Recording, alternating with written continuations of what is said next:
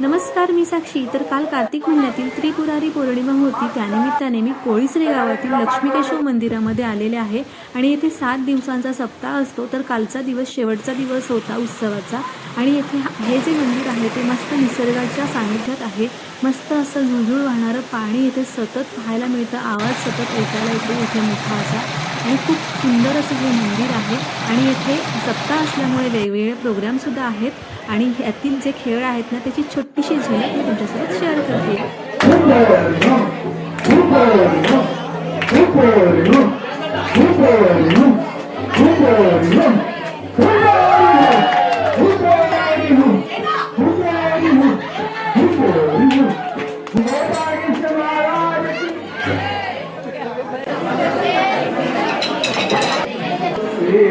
लक्ष्मी केशव महाराज की जय।